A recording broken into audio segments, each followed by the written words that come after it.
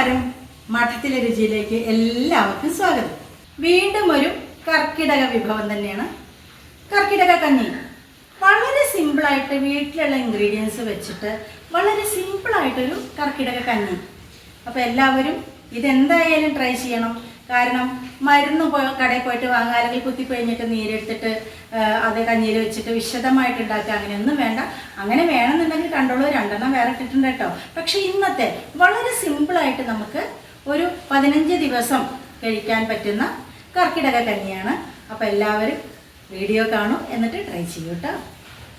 അപ്പം ഞാനിവിടെ ഇങ്ങനത്തെ ഒരു കപ്പിൽ ഒരു 1/4 കപ്പ് കഷ്ടി ഞവരരി, ഇതിന് ഏറ്റവും നല്ലത് ഞവരരി തന്നെയാണ് കേട്ടോ. ഞവരരി എടുത്തിട്ടുണ്ട്. ഇത് നമുക്ക് ഒരു 5-6 പ്രാവശ്യം കഴുകിയതിന് ശേഷം നമുക്ക് നല്ല വെള്ളത്തിൽ തന്നെ ഇട്ട് വയ്ക്കാം. അപ്പോൾ നമുക്ക് ആ നല്ല വെള്ളത്തിൽ തന്നെ ഉപയോഗിക്കാം. കണ്ടോ, ഇങ്ങനെ പാറി കിടക്കേണ്ട അതൊക്കെ നമുക്ക് കളയേണ്ടതുണ്ട്. ഇതിലേക്ക് ഒരു 2 ടേബിൾ സ്പൂണോളം ചെറുപയർ, ഇനി ഇതൊരു 5-6 പ്രാവശ്യം കഴുകിയിട്ട് നല്ല വെള്ളത്തിൽ നമുക്ക്.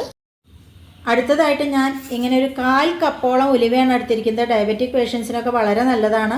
കുട്ടികൾക്കൊന്നും വലിയ ഇഷ്ടം ഉണ്ടാവില്ല, എന്നാലും ഒരു 2 സ്പൂണെങ്കിലും കഴിപ്പിക്കുന്നത് നല്ലതാണ് കേട്ടോ. ഈ ഞവര അരി നല്ല അത്യാവശ്യം വേവുള്ളതാണ്. അപ്പോൾ അതും ഈ ഉലുവയും അതേ 3-4 പ്രാവശ്യം കഴുകിയതിന് ശേഷം നല്ല വെള്ളത്തിലിട്ട് വെക്കണം.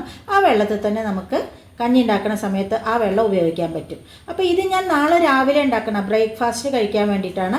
ഒരു 10 ദിവസം നിങ്ങൾ കർക്കിടക മാസത്തിൽ കഴിക്കുന്നത് നല്ലതാണ് കേട്ടോ. അപ്പോൾ ഇതും ഞാൻ 3-4 പ്രാവശ്യം കഴുകിയിട്ട് നല്ല വെള്ളത്തിലിട്ട് വെക്കുകയാണ്. അപ്പം ഞാൻ ഇന്നലെ രാത്രി കുതിർത്താൻ വേണ്ടിയിട്ട് വെച്ചിരുന്നതാണ് ഞവരേരി, അതുമാതിരി തന്നെ ചെറുപയർ, അതുപോലെ തന്നെ ഉലുവ. ഈ വെള്ളം തന്നെ ഉപയോഗിക്കാം കേട്ടോ. ആദ്യം ഉലുവ ഇട്ടിട്ട് ഒരു വിസിലടുപ്പിച്ചതിന് ശേഷം മതി മറ്റുള്ള ഇൻഗ്രീഡിയൻസൊക്കെ ഇടുക. എന്നിട്ടൊരു 3 വിസിൽ, അപ്പോൾ ടോട്ടൽ 4 വിസിൽ മതി കേട്ടോ. അപ്പം ഞാൻ ഉലുവ കുക്കറിലേക്ക് ഇട്ട് കൊടുത്തിട്ടുണ്ട്. ഒരു വിസിലടുപ്പിക്കാം, എന്നിട്ട് മറ്റുള്ളതും കൂടി ഇട്ട് കൊടുക്കാം കേട്ടോ. ഇപ്പം ഞാനിവിടെ ഒരു മുറി തേങ്ങ ചിരകി വെച്ചിട്ടുണ്ട്. വലിയൊരു തേങ്ങയുടെ ഒരു പകുതി, നല്ല മൂത്ത തേങ്ങയാണ് കേട്ടോ. അപ്പോൾ നിങ്ങൾക്കറിയാലോ 1-ാം പാലും 2-ാം പാലും ഒക്കെ എങ്ങനെ എടുക്കുകയെന്ന്. അപ്പോൾ ആദ്യം ഇതിൻ്റെ 1-ാം പാല് എടുത്ത് വെച്ചിട്ട് പിന്നെ ആവശ്യത്തിന് വെള്ളം ചേർത്തിട്ട് 2-ാം പാലും കൂടി എടുക്കാം. ഇനി 1-ാം പാല് 2-ാം പാലും ഒന്നും എടുക്കണം എന്നില്ല. നന്നായിട്ട് ഇത് അരച്ചിട്ട് ആ അരപ്പ് അതിലേക്ക് ഒഴിച്ചാലും മതി കേട്ടോ. ഇതിലേക്ക് കുറച്ച് നല്ല ജീരകം, ഒരു 2 കുഞ്ഞുള്ളിയില്ലേ, അതും കൂടെ ചേർത്തിട്ട് വേണം പാല് പിഴിഞ്ഞെടുക്കാൻ കേട്ടോ. അപ്പം ഞാൻ അങ്ങനെ ഒരു 4 ചുമന്നുള്ളി എടുത്തിട്ടുണ്ട്, ചെറിയ ഉള്ളി, അതുപോലെ തന്നെ 1/2 ടീസ്പൂൺ ജീരകം നിങ്ങൾക്ക് ഡയറക്റ്റ് വേണമെങ്കിൽ നമ്മൾ ഉലുവയൊക്കെ വേവിക്കണതിലിടാം. പക്ഷേ അപ്പോൾ ഇങ്ങനെ കടിക്കണ മാതിരി തോന്നും, ചില ആൾക്കാർക്ക് ഇഷ്ടാവില്ല. അതുകൊണ്ട് തന്നെ ഇങ്ങനെ 1-ാം പാലും 2-ാം പാലും എടുക്കുന്ന സമയത്ത് ഇട്ട് കഴിഞ്ഞാൽ അതിൻ്റെ ഒരു ഫ്ലേവറും കിട്ടും, നമുക്ക് കടിക്കൂല കേട്ടോ. അപ്പം ഞാൻ ഗ്യാസ് കൊളുത്തിട്ട് ഒരു മൺചട്ടിയാണ് അടുപ്പത്ത് വെച്ചിരിക്കുന്നത്. അതിലേക്ക് നമ്മുടെ വേവിച്ച ഉലുവ, ഞവരരി, ചെറുപയർ ഇട്ട് കൊടുക്കാം കേട്ടോ. നന്നായിട്ട് വെന്തിട്ടുണ്ട്. ഒരു 3 വിസിൽ അടുപ്പിച്ചിട്ട് ഞാൻ നോക്കിയപ്പോൾ ശരിക്കും വെന്തിട്ടില്ല. ഞാൻ പറഞ്ഞില്ല ഞവരരിക്ക് നല്ല വേവാണ്. അപ്പോൾ ഞാനൊരു 2 വിസിലും കൂടി അടുപ്പിച്ചു കേട്ടോ. അതൊക്കെ നിങ്ങൾ നോക്കിയിട്ട് ചെയ്തോളൂ. ഇനി കുറച്ച് വെള്ളം ഈ കുക്കറാണ് കഴുകിയിട്ട് ഒഴിച്ചു കൊടുക്കാം. അപ്പോൾ വെള്ളത്തോടെ വേണമെങ്കിൽ അങ്ങനെ, അല്ല കുറച്ച് കട്ടിയോട് വേണമെങ്കിൽ അങ്ങനെ, അതൊക്കെ നിങ്ങളുടെ സൗകര്യമാണ്. അതുപോലെ തന്നെ ഇതിൽ ഏറ്റവും അവസാനം ചെറിയ ഉള്ളി നെയ്യിൽ വറുത്തിടുന്നത് വളരെ നല്ലതാണ്. നെയ്യിൻ്റെ ഫ്ലേവർ ഇഷ്ടമില്ലാത്ത ആൾക്കാർ അവോയ്ഡ് ചെയ്തോളൂ. പക്ഷേ അത് ദേഹത്തിനും നല്ലതാണ്. ചെറിയ ഉള്ളിയുടെ ഒരുപാട് ഗുണങ്ങളുണ്ട്. പിന്നെ നെയ്യും അറിയാലോ. അപ്പം നെയ്യിൽ ചെറിയ ഉള്ളി വറുത്തിടണം വളരെ നല്ലതാണ് കേട്ടോ. ഒന്ന് തിളച്ച് വരട്ടെ. നന്നായിട്ട് തിളച്ച് വന്നിട്ടുണ്ട്. ഇതിലേക്ക് നാളികേരത്തിൻ്റെ 2-ാം പാൽ ഒഴിച്ചു കൊടുക്കാം. 1-ാം പാലും 2-ാം പാലും എടുക്കാൻ ബുദ്ധിമുട്ടുള്ള ആൾക്കാർ, ഞാൻ പറഞ്ഞില്ലേ 2 കർക്കിടക കഞ്ഞി ഞാൻ വളരെ വിശദമായിട്ട് ഇട്ടിട്ടുണ്ട്. അതിൽ നന്നായിട്ട് അരച്ചിട്ട് പാലൊന്നും എടുക്കാതെ ഒഴിച്ചു കൊടുക്കുക. നാളികേരം ഒരു പ്രശ്നമില്ല കേട്ടോ. അപ്പം തിളച്ച് വരാൻ തുടങ്ങിയ സമയത്ത് ഞാൻ അതിലേക്ക് കുറച്ച് ഇന്ദുപ്പാണ് ഇട്ട് കൊടുക്കുന്നത്. സാധാ ഉപ്പല്ല, ഇന്ദുപ്പ്. പിന്നെ ശർക്കര ഇട്ട് കൊടുക്കാം, മധുരം വേണമെന്നുള്ള ആൾക്കാർക്ക്. അല്ലെങ്കിൽ ഇതേപോലെ ഉപ്പിട്ടിട്ടും കഴിക്കാം, അതൊക്കെ നിങ്ങളുടെ ഇഷ്ടം. കുട്ടികൾക്കൊക്കെ കൊടുക്കാച്ചാൽ കുറച്ച് ശർക്കര ഇട്ടോളൂ, കാരണം ഉലുവയുടെ ഒരു കയ്പ്പുണ്ടാവുമല്ലോ. നന്നായിട്ട് തിളച്ച് വന്നിട്ടുണ്ട്. ഇപ്പോൾ ഇന്ദുപ്പില്ലെങ്കിൽ അതിന് പോകുമൊന്നും വേണ്ട. നമ്മൾ സാധാരണ പത്തിലക്കറികൾ അമ്മാതിരി കർക്കിടക വിഭവങ്ങളൊക്കെ നമ്മൾ ഉണ്ടാക്കുന്ന സമയത്ത് ഉപ്പേരി കൂട്ടാൻ അതിലൊക്കെ ഉപ്പ് തന്നെയാണ് ഇടാറ്.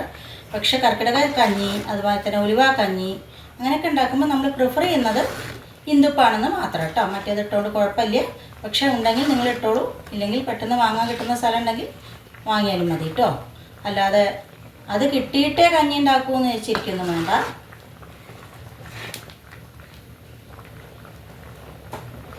അപ്പം നന്നായിട്ട് തിള വന്നിട്ടുണ്ട്. ഞാനിനി ഗ്യാസ് ഓഫാക്കുകയാണ്. മൺചട്ടിയാണ്, ഇരുന്ന് തിളച്ചോളും. അതിന് ശേഷം മാത്രം ഒന്നാം പാൽ ഒഴിച്ചെടുക്കുക കേട്ടോ. ഒന്നാം പാൽ ഒഴിച്ചു കൊടുക്കാം.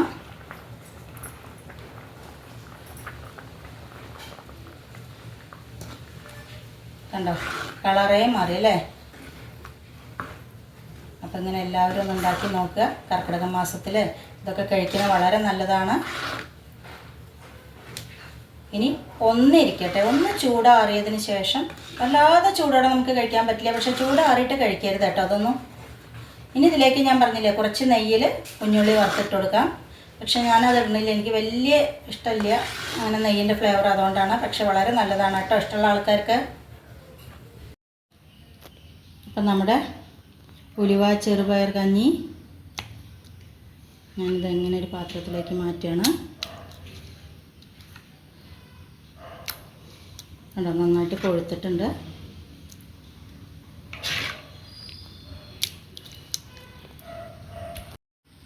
ഇപ്പോൾ സാധാരണഗതിയിൽ പ്ലാവില കൊണ്ടാണ് കഞ്ഞിയൊക്കെ കഴിക്കുക. അപ്പോൾ ഇതിലേക്ക് കുറച്ച് എടുത്ത് നോക്കിയിട്ട് ടേസ്റ്റ് നോക്കട്ടെ. ഞാനിത് കഴിച്ചിട്ടുണ്ട് ഇഷ്ടംമാതിരി. ടേസ്റ്റ് നോക്കാനൊന്നുമില്ല, എന്നാലും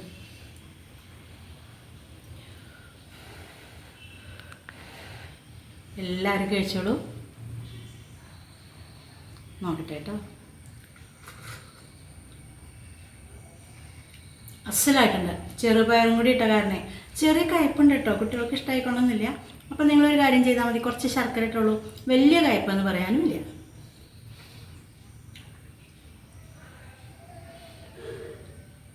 അപ്പോൾ ഈ സിമ്പിൾ കർക്കിടക കഞ്ഞിയോടുകൂടി ഇന്നത്തെ വീഡിയോയുടെ അവസാനിക്കുകയാണ്. മറ്റൊരു പുതിയ വീഡിയോ ആയിട്ട് നാളെ കാണാം. അതുവരേക്ക് ടാറ്റാ.